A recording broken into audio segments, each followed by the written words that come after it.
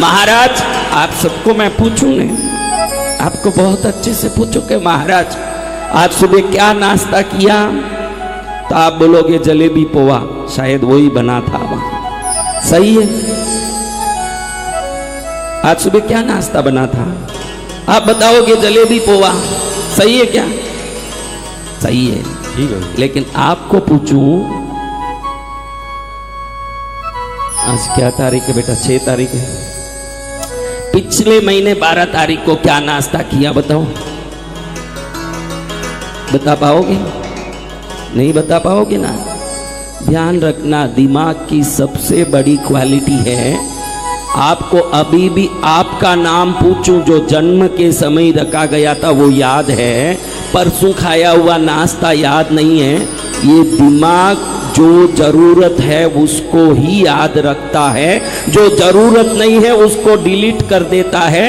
Save the important is the prime quality of brain. दिमाग का सबसे बड़ा काम है, जो जरूरत है उसको दिमाग अपने पास रखता है, जो जरूरत नहीं है उसको फेंक देता है। अब आपको मैं पूछता हूं महाराज, आपने इन दिनों में, इन महीनों में, पिछले महीनों में कोई तो पिक्चर देखा होगा, टीवी में, यूट्यूब में, कहीं ना कहीं देखा होगा। देखा क्या महाराज? देखा तो है, ना मत बोलना, क्योंकि पंडाल में बैठ के झूठ बोलो शर्म के मारे तो और पाप। अयोध्या में पाप करने का काम क्यों करें? अब अयोध्या आए हैं तो 10 दिन दिवाली तक ऐसी भक्ति करें कि घर जाएं तो 365 दिन दिवाली दिवाली लगे हमारे घर में कि भाई मुझे तो दिवाली का आनंद आ रहा है, मुझे तो बहुत आनंद आ रहा है। तो आपको मैं पूछता हूं कि देखो, आपने अपने जीवन में कितने ही पिक्चर देखे होंगे, आपको मैं पूछूं कि उनमें किसी की कहानी बताओ तो आप भूल गए बोलोगे। क्या बोलोगे? 2 बात समझ लो, एक तो दिमाग जो जरूरत है उसी बात को याद रखता है, जो जरूरत नहीं है उस बात को डिलीट कर देता है। अब आपने कभी रामानंद सागर जी का रामायण सीरियल देखा होगा, देखा कि नहीं? लेकिन आज तक उस कहानी को आप बोल सकते हो और पहले देखे हुए सभी फिल्म को भूल गए। ये दिमाग कहता है कि रामायण को सेव करो, बाकी सबको डिलीट करो, जरूरत नहीं है। क्योंकि दिमाग की क्वालिटी है कि जो जरूरत है उसको दिमाग अपने पास रखता है। और हमको रामायण याद है कि राम जी जन्म लिए, वनवास में गए, रावण का वध हुआ, ये सब आपको ध्यान है या नहीं? बोलो। तो पिक्चर का कोई याद है क्या आपको? तो दिमाग बोल रहा है कि रामायण जरूरी की चीज है, सेव करके रखो। अगर वो सेव नहीं करता तो रामायण आपको याद कैसे होता महाराज? लेकिन आज बहुत सुंदर बात से हम बात शुरू करेंगे। आज तक आपने रामायण बहुत सुना होगा, लेकिन ये जो 10 दिन में आप आनंद लोगे ना, आप कह दोगे कि ऐसा तो मैंने कभी नहीं सुना। ये तो गारंटी की बात है। आप ऐसे सुनने वाले हो, आप ऐसे समझने वाले हो, जिसको समझने के बाद आपके जीवन में आनंद ही आनंद आ जाएगा। समझ रहे हैं बात? तो अब सबसे पहले हम इस अयोध्या जिस नगरी, जिस देश में था, उस देश के नाम से शुरू करते हैं। मैंने कहा ये कौशल देश है। क्या देश है? कौशल देश। बोलिए, इस देश का नाम लेने मात्र से ही यहाँ की देव शक्तियाँ प्रसन्न हो जाएगी और हमारे हर प्रकार के जीवन की शुभता का आशीर्वाद प्राप्त हो जाएगा। बोलो कौशल देश की। तो अब ये कौशल देश कैसे हुआ महाराज? संस्कृत में अकार और उकार को जोड़ोगे, अकार और उकार जुड़ेगा तो ओकार बनेगा। कुशल, क और वो कुशल, क और वो कुशल, कुशल बना कौशल। क्या बन गया? कौशल। तो कुशल यानी क्या महाराज? कुशल यानी मोर। क्या चीज? मोर। जहां मोर खूब मात्राओं में नाचते, खिलखिलाते, हर जगह घूमते फिरे, कहीं देखो मोर ही मोर हो, उस देश का नाम है कौशल देश। अब महाराज आप सोचिए, एक जगह बहुत सारे ऊंट हैं, बहुत सारे ऊंट हैं, कहीं देखो वहां ऊंटी घूम रहे हैं, तो वो कौन सी जगह होगी बताइए? जहां ऊंटी ऊंट हो वो कौन सी जगह होगी? रेगिस्तान ना। रेगिस्तान में ऊंट ही ऊंट होगा, होगा कि नहीं? जी भगवान। हाँ, कहीं नाग ही नाग हो, समझना कि वो बिल वाला क्षेत्र है। जहाँ शेर चीता आदि हो वह वन का क्षेत्र है। जहाँ मोर ही मोर हो, कहीं देखो वहाँ मोर पंख उठा के नाच रहे हों, जरूर वो इस दुनिया का सबसे बड़ा समृद्ध क्षेत्र रहा होगा। तभी उस क्षेत्र में इतने मोर थे और उन मोर की बहुलता के कारण उस क्षेत्र का नाम कौशल देश हुआ। क्षेत्र की इतनी सारी महिमा कैसे महाराज? आदि शंकराचार्य मंडन मिश्र के साथ विवाद करते हैं। विवाद में उनके साथ उभय भारती विवाद करती है मंडन मिश्र जी की पत्नी, और वो साक्षात शारदा माता है, सरस्वती है। कहती है कि मैं तुम्हारे साथ चलूंगी क्योंकि मैं हार गई हूं, तुम्हें जहां प्रतिष्ठित करना मुझे बैठा लेना। अब आदि शंकराचार्य शारदा देवी को साथ लेके चल रहे हैं और देख रहे हैं कि कैसी जगह शारदा को बैठाऊं जहां शारदा यानी सरस्वती, उस जगह बैठे सरस्वती जहां निर्मल ज्ञान हो, पवित्रता हो, योग्यता हो, सम्यक्त्वता हो। एक जगह आदि शंकराचार्य भगवत पाद देखते हैं कि यहाँ मेंढक, एक गर्भिणी मेंढक बड़ी परेशान हो रही है। थोड़े समय में उस गर्भिणी मेंढक को प्रसव होने वाला है। एक नाग इस गर्मी में धूप में तड़पते उस गर्भिणी मेंढक को परेशान नहीं हो, इसलिए वहां नाग ऐसे फन बिछा के उसको छाया कर रहा है। अब नाग मेंढक को देखे तो खाना चाहिए कि छाया करना चाहिए? आप बताइए।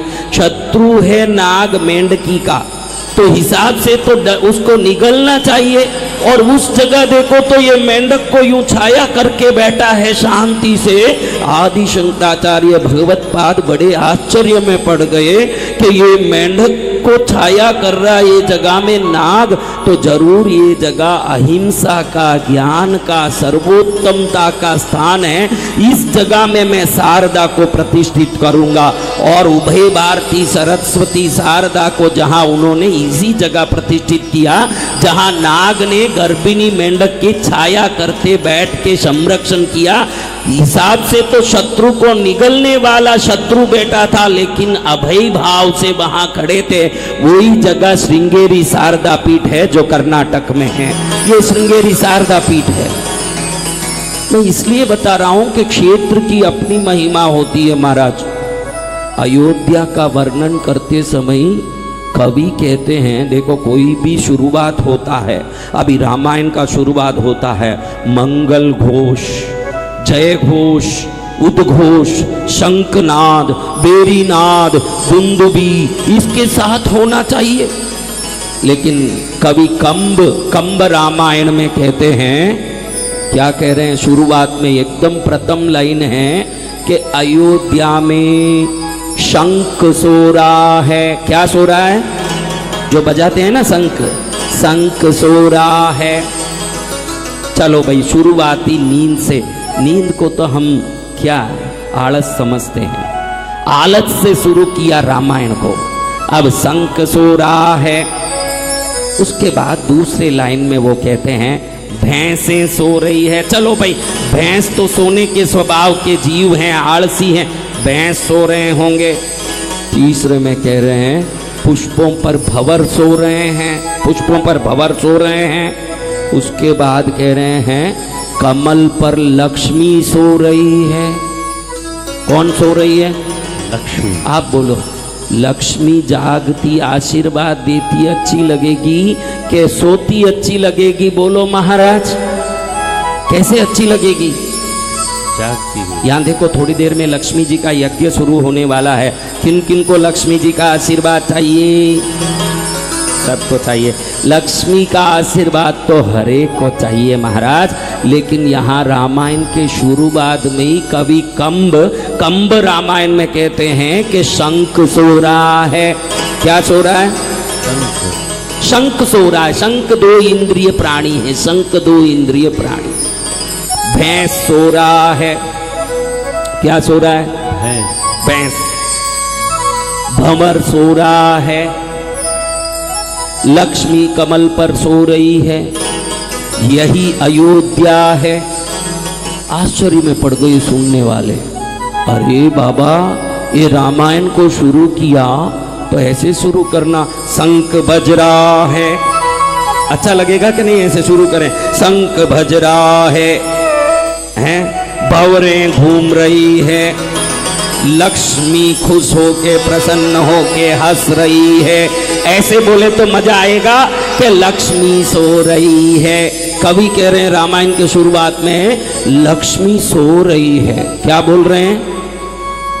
अभी देखो, कोई भी एक इतिहास पुराण का शुरुआत होता हो, वो शुरुआत अति सुंदर और श्रेष्ठ रूप से हो तो आगे पढ़ने में मजा आएगा। अभी पहला लाइन ही ये सो रहे हैं, वो सो रहे हैं, ये सो रहे हैं, वो सो रहे हैं। अरे सब सोए, लक्ष्मी सो जाए तो कैसे चले भाई संसार?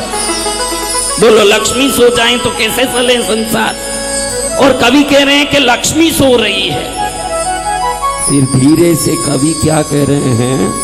जिनके पास बहुत पैसा है ना, वो बहुत पैसे वाला भी रात में अपना अकाउंट चेक करता है कि कितना माल आया, कितना गया, कितना हिसाब हुआ, कितना हुआ। उसको तक रात का नींद उड़ जाता है जिसके पास बहुत पैसे हैं। फिर कवि कहते हैं कि अयोध्या में लोगों के पास इतना पैसा है, इतनी समृद्धि है, इतना सुख है कि इस सुख के कारण अब उनको लक्ष्मी को याद करने की जरूरत ही नहीं पड़ रही। इतना धन, इतना धन, इतनी समृद्धि, राजा दशरथ के राज्य में इतना सुख, इतनी शांति कि कोई लक्ष्मी को याद ही नहीं करते। अब लक्ष्मी देखे कि कोई मुझे पूछते ही नहीं, काम ही नहीं है, तो बैठे बैठे क्या करूं, इसलिए लक्ष्मी नींद ले रही है। महाराज, कैसी अयोध्या जहां लक्ष्मी को नींद लेना पड़े। यहां लक्ष्मी को कोई काम नहीं। अयोध्या वासी कहते हैं भैया पहाड़ भी सोने का है, यहाँ मकान भी सोने के हैं, काम भी बहुत समृद्ध है, और रख के जहां तक रख सकते हैं वो सब जगह समृद्धि से भर गया। माँ लक्ष्मी अब तो कुछ दे देगी। देखो, आपको कोई दिवाली में गिफ्ट देते हैं, एक उदाहरण बताता हूं कि दिवाली में आपको कोई गिफ्ट देते हैं साड़ी का, और अगर आपके पास बहुत साड़ी है तो वो आई हुई साड़ी को आगे रोटेशन करते हो कि नहीं? बता दो, आप क्या करते हो? आगे से आगे भेजते हो ना किसी को। जी भगवान। जब लेने का ही नहीं रहेगा तो उस चीज की क्या इज्जत रहेगी? लक्ष्मी को लोग कहते हैं माँ अब इतना हो गया कि रखने भी जगह नहीं है, कृपया करके अब तेरा तू काम देख, हमारे को तेरी जरूरत नहीं है। लक्ष्मी देखती है कि लोगों के पास मेरा कोई काम नहीं, जब काम ही नहीं तो बैठे बैठे क्या करूं, इसलिए नींद ले रही है लक्ष्मी। समझ रहे हो बात? ऐसे रामायण शुरू होता है। लक्ष्मी के नींद से रामायण शुरू हो रहा है। भैंस क्यों सो रहे हैं महाराज? भैंस क्यों सो रहे हैं? भैंस चंचल स्वभावी है, कीचड़ में जाएगा, इधर कूदेगा, उधर फंसेगा, आंख बंद करके कुछ विचार करके पूंछ हिलाता रहेगा। ऐसा भैंस इसलिए सोता है, भगवान राम के इस पावन भूमि अयोध्या दशरथ जी के राज्य में भैंसों को चरने के लिए इतने बड़े बड़े खेत बना के अलग से भैंसों के लिए रखे हैं। उन सब में भैंसों ने भरपूर घास खा लिया। अब कहीं जाने की जरूरत नहीं पड़ने से भैंस भी सो रहे हैं। अब देखो, आपने भंवरों को देखा होगा, मधुमक्खी भंवर एक एक पुष्प से थोड़ा थोड़ा थोड़ा थोड़ा शहद लें, इस पुष्प से शहद लें, उस पुष्प से शहद लें, इस पुष्प से शहद लें, और धीरे धीरे थोड़ा थोड़ा शहद लेके फिर अगले पुष्प में जाएं, अगले पुष्प में जाएं। इस अयोध्या में राजा दशरथ के इस राज्य में इतनी समृद्धि, एक गुलाब में ही इतना शहद है कि 1000 भंवर निकाल लें तो भी कम ना पड़े। इसलिए भंवर वहीं एक पुष्प में ही इतना शहद लेके मस्त हो गए हैं, आगे जाने की जरूरत नहीं होने से भंवरे भी सो रहे हैं, लक्ष्मी भी सो रही है, भैंस भी सो रहे हैं। कवि रामायण का ऐसा शुरुआत करते हैं कि भैंस भी सो रहे हैं महाराज, क्योंकि अब चरने आगे जाने की जरूरत नहीं है। और महाराज भौरे भी सो रहे हैं, क्योंकि यहाँ पर पुष्प में इतने सारे शहद हैं कि एक पुष्प से ही रसपान करने के बाद भंवर मस्त हो गए हैं, इसलिए आगे जाने की जरूरत नहीं होने से भौरे भी सो रहे हैं। लक्ष्मी भी सो रही है, अति अधिक समृद्धि होने के कारण अब लक्ष्मी को याद करने वाला अयोध्या में कोई नहीं है, इतनी समृद्धि है, तो लक्ष्मी भी सो रही है। अब पहले मैंने एक बात कहा, कौन सो रहा है बताओ? शंख सो रहा है। क्या सो रहा है? शंख। हाँ, बे इंद्रिय, 2 इंद्रिय का शंख सो रहा है। ये बड़ा भैंस सोता है, उसका सोने का स्वभाव है। भंवरा सो रहा है, ये उसका सोने का स्वभाव है। लक्ष्मी सो गई, भाई समृद्धि ज्यादा, वहां उसको याद करने वाला नहीं। शंख क्यों सो रहा है?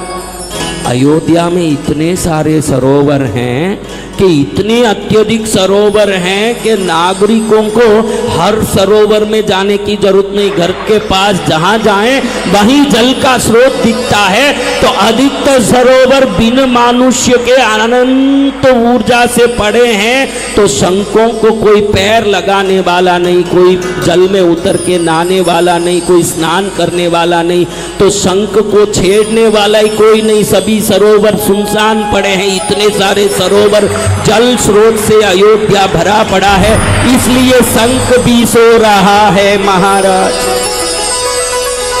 अब इस समय कहते हैं कि यहाँ पर यज्ञ की ऊर्जा से, यज्ञ के धुआं से पूरी अयोध्या भरपूर सुंदर वातावरण में, कहीं देखो वहीं धुआं ही धुआं। यहाँ कवि कंब रामायण में कहते हैं 2 धुआं हैं। कितनी धुआं? 2 धुआं। एक ही समय में लंका को और अयोध्या को वो उदाहरण देते हैं। अयोध्या में भी धुआं उठ रही है, लंका में भी इसी समय धुआं उठ रही है। अयोध्या में जो धुआं उठ रही है, वेद के घोषों से यज्ञ होने के कारण धर्म की धुआं उठ रही है अयोध्या में। कौन सी धुआं? धर्म की धुआं। तो लंका में क्या हो रही है? राक्षसियां अपने बाल को सुखाने के लिए अगर तगर जैसी लकड़ियों को धुआं करके वो सुगंधी धुआं लगा रही है। तो कवि कंब कहते हैं देखो धुआं दोनों जगह उठ रहा है, अयोध्या में भी धुआं उठ रही है, लंका में भी धुआं उठ रही है। अयोध्या की धुआं धर्म की धुआं है, इसलिए अयोध्या संपूर्ण संसार में विलक्षण है। और लंका में जो धुआं उठ रही है ये माया की धुआं है। औरतें अपनी सौंदर्य की अधिकता के लिए वहां अपने बाल सुखाने धुआं कर रही है। जहां विलासिता की धुआं होगी वो नगरी जल्द ही नष्ट होगी। जहां धर्म की धुआं उठेगी वो नगरी धरती में सर्वोत्तम होगी। कभी अयोध्या में उठने वाली धुआं की बहुत महिमा कर रहे हैं कि अयोध्या में ऐसी धुआं उठ रही है जो धर्म की धुआं है। कौन सी धुआं है महाराज? धर्म की धुआं। धर्म की कैसे धुआं? क्योंकि वो धुआं यज्ञ की धुआं है। कौन सी धुआं है? यज्ञ की धुआं। यज्ञ की धुआं यहाँ उठ रही है। लंका में भी धुआं उठ रही है। वहाँ धुआं औरतें अपने बाल को सुखाने के लिए स्नान के बाद अगर तगर चंदन की लकड़ियों से कर रही है, क्योंकि वहाँ वासना की धुआं है, ये धर्म की धुआं है। शास्त्र कहता है कि जिस देश में धर्म और धर्म के संस्कारों का पालन होता हो वो देश अनेकों युगों तक अविस्मरणीय हो जाएगा। आज हम अयोध्या में बैठ के अयोध्या की महिमा गा रहे हैं। देखो महाराज कैसी ये अयोध्या पवित्र पावन। हमारे महाराज जी ने कहा अभी थोड़ी देर पहले, कोटि कल्प तक काशी बसो, कल्प तक मथुरा, एक क्षण अयोध्या बसा हो गया उसका कल्याण।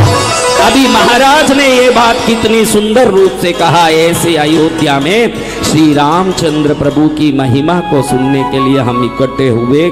धीरे धीरे कवि अयोध्या की नगरी में घुसते हैं तो देखते हैं हाथी घुस जाएं तो हाथी न दिखे, ऐसे बड़े बड़े खेत में घास उगे हुए हैं। इतने बड़े घास कैसे महाराज? आपने कभी सुना है कि कोई घास उगता है हाथी के प्रमाण से भी ऊपर हो सकता है? कभी संभव है क्या? बोलो, कभी संभव है? नहीं भगवान। या तो यूं सिर हिलाओ, कभी यूं सिर हिलाओ, कुछ तो करो। ऐसे करो कि भाई घास हाथी प्रमाण से भी ऊंचा हो सकता है। हाँ, हो सकता है महाराज। नहीं हो सकता है महाराज, कुछ तो सिर हिलाओ मेरे महाराज। हो सकता है? तो इतने बड़े घास कैसे उगे? वो कौन सा खाद है जिस खाद को डालने से अयोध्या के ये खेत इतने हरे भरे होते हैं? कुछ मालूम पड़े तो हम वो खाद हमारे भी गांव में ले जाके खेती बाड़ी कर लेंगे कि नहीं? जो अयोध्या के गांव में खेती बाड़ी करने वालों के फसल हाथी प्रमाण से भी ऊंचे हैं, तो वो कौन सा खाद है महाराज? तो कवि कंब रामायण में कहते हैं वो घास हैं जिन घासों की जो खाद है वो क्या है? आप समझिए, वो खाद क्या है? वो खाद कैसा है? भैंसें तालाब में पानी में डूब के मस्ती करने जा रही है और वहीं खड़ी होके मस्ती कर रही है, तो उन तालाबों में मछली इतनी सारी है, तो ये मछलियां भैंस के स्तन में जाके पानी में ऐसे खेलती है। तो भैंस को अचानक मैं पानी में खड़ी हूं ये याद नहीं आते हुए ऐसे सोचती है कि मेरा बच्चा ही स्तन में मुंह डाल रहा है। ऐसे सोच के पानी में ही अपने आप भैंस दूध छोड़ने लगती है। अपने आप क्या छोड़ने लगी महाराज? पानी में भैंस दूध छोड़ने लगी। भैंस को ये याद नहीं रहा कि मैं पानी के तालाब में खड़ी हूं। उसको लगे कि मेरा बच्चा मुंह डाल रहा है स्तन में, इसलिए वो अपने आप दूध छोड़ने लगे। हुआ ये कि तालाब की मछलियां अंदर में खेलते हुए भैंस के स्तन को टटोल रही है। ऐसे भैंस को लगा कि भाई मेरे बच्चे मुंह डाल रहे हैं, तालाब के पानी में ही दूध छोड़ने लगा। ऐसे हजारों भैंस हर तालाब में दूध छोड़े हैं। इतना अयोध्या में तालाबों में मछलियों की खेल कूद हो रही है। तो अब हर तालाब दूध से भर गया और जो किसान जो खेतों में पानी छोड़ते हैं, ये दूध वाले तालाब की पानी को खेतों में छोड़ने के कारण यहाँ के फसल हाथी प्रमाण से भी ऊंचा हो गया। ऐसे कवि कहता है महाराज अयोध्या के बारे में।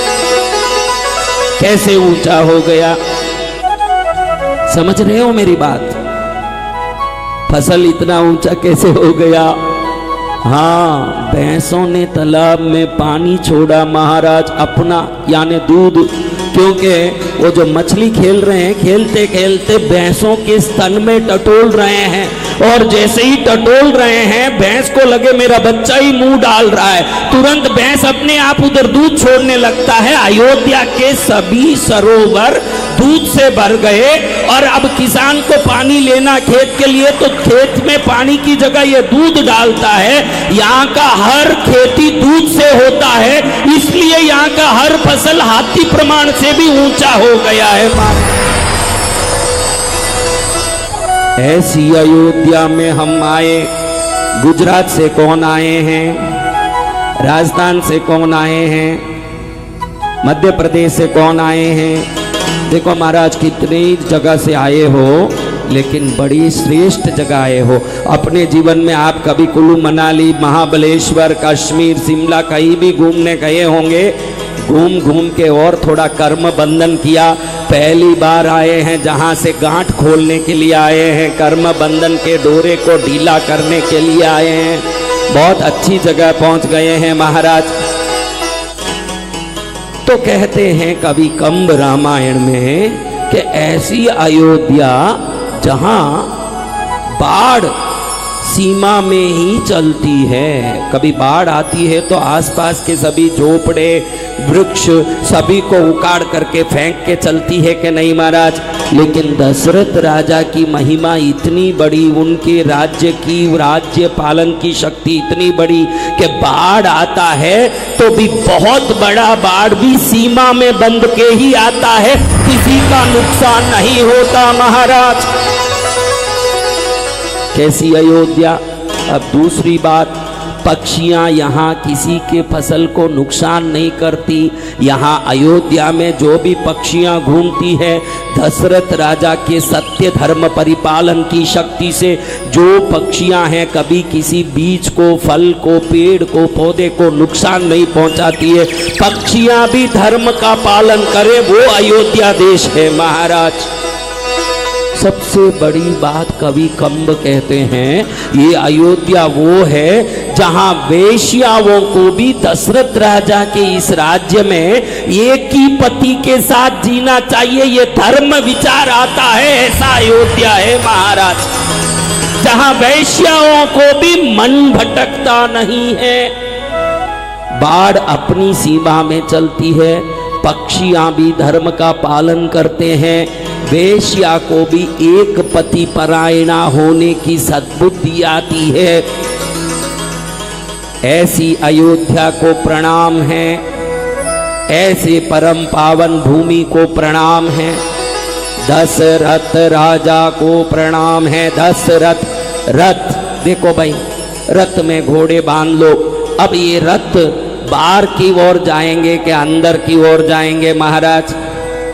बोलो, आवाज नहीं आता आपका।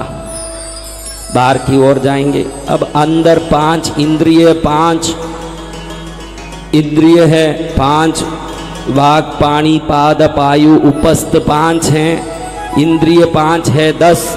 ये 10 बाहर जाने वाले रथों को, घोड़ों को खींचने वाली शक्तियों को वश में करके 10 इंद्रियों को अपने वश में रखने वाले होने से महाराजा दशरथ हो गए महाराज।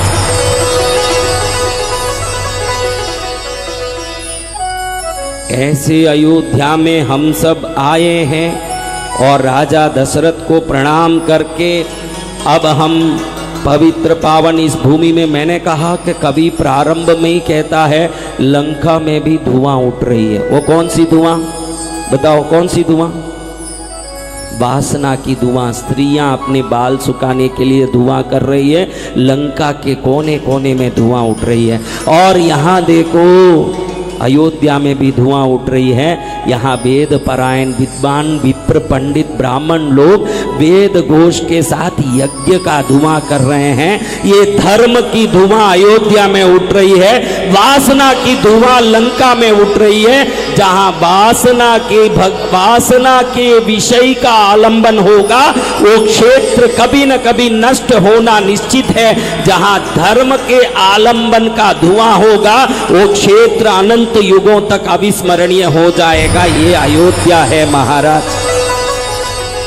ऐसे पवित्र पावन अयोध्या को दशरथ राजा राज कर रहे हैं।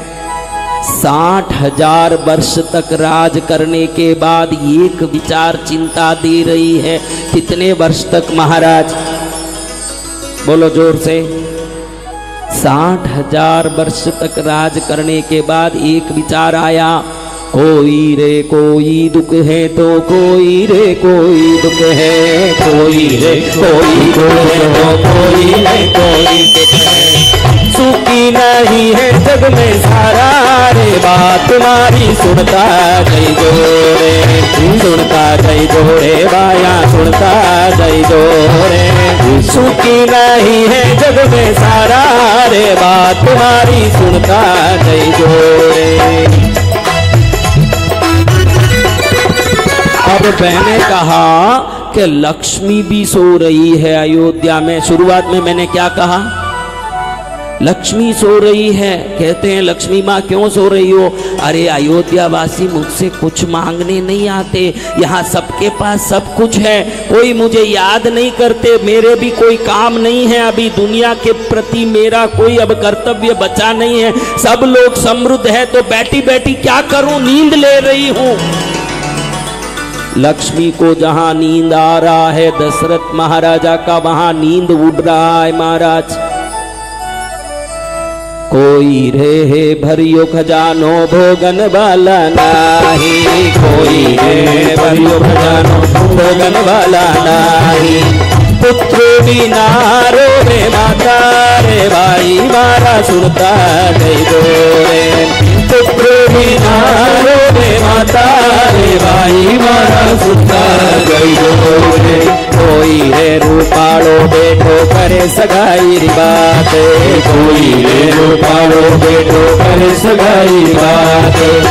धन बिना रोवे माता रे भाई मारा सुनता गई रे। धन बिना रोवे माता रे भाई मारा सुनता गई रे। देखो, आदि दैविक, आदि भौतिक, आध्यात्मिक त्रिविध ताप के कारण जीवन में कोई काम नहीं बनता है। आदि दैविक देवताओं की हुई पूजा पाठ भक्ति में जो कसर रहा, आध्यात्मिक आत्मा के द्वारा किए हुए पाप अपराध दोषों के कारण जीवन में आने वाला दुख, आदि भौतिक ये भौतिक पृथ्वी अग्नि वायु जल आकाश आदि तत्वों से होने वाली परेशानियां। आप जितने बैठे हो कोई ना कोई तो मन में ये कमी है या नहीं, आप बताइए। कोई ना कोई कमी है। कोई रे कोई दुख है तो कोई रे कोई दुख है, सुखी नहीं है जग में सारा रे बात मारा सुनता गई जो। इस संसार में कोई सुखी नहीं, कोई रे भरियो खजानो भोगन वाला नाही। किसी का खजाना भरा है क्या? दशरथ महाराजा जिनके अयोध्या के कौशल देश में, मैंने कहा कुशल यानी मोर, मोर वहीं नाचेंगे जो क्षेत्र हरा भरा होगा। कौशल देश यानी मोरों से भरा देश। ऊंट कहाँ ज्यादा होंगे? जहाँ रेगिस्तान होगा। मछली जहाँ ज्यादा होंगे वहाँ जल स्थान होगा। मोर वहाँ ज्यादा होंगे जहाँ हरा भरा बगीचे होंगे। इतने हरे भरे क्षेत्र का राजा दशरथ को एक चिंता सताती है कि मुझे संतान नहीं है। कोई रे है भरियो खजानो भोगन वाला नाही, पुत्र बिना रोवे माता रे भाई मारा सुनता जाए। ध्यान रखना, आपके पास कोई कभी कमी हो जाए ना तो क्या करोगे बताओ? आपको कोई तकलीफ सता रही होगी, अभी भी किसी न किसी को कोई न कोई परेशानी, कोई न कोई तकलीफ तो यहाँ सता रही होगी। सता रही है क्या? सता रही है तो क्या करोगे बताओ? तकलीफ सताए तो क्या करें? हाँ, आपको तकलीफ सताए तो क्या करें महाराज? जीत बैठावे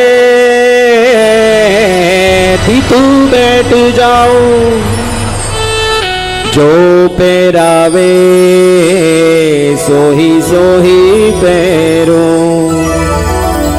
तेरा मेरा रिश्ता पुराना, तू बेचने जावे तो बिक जाऊं। राजा दशरथ के मन में आया कि मैं 1000 प्रकार से विचार करके किसी मार्ग को पकड़ भी लूंगा तो मेरे स्वयं के द्वारा निर्धारित मार्ग में कहीं मिथ्या हो सकती है।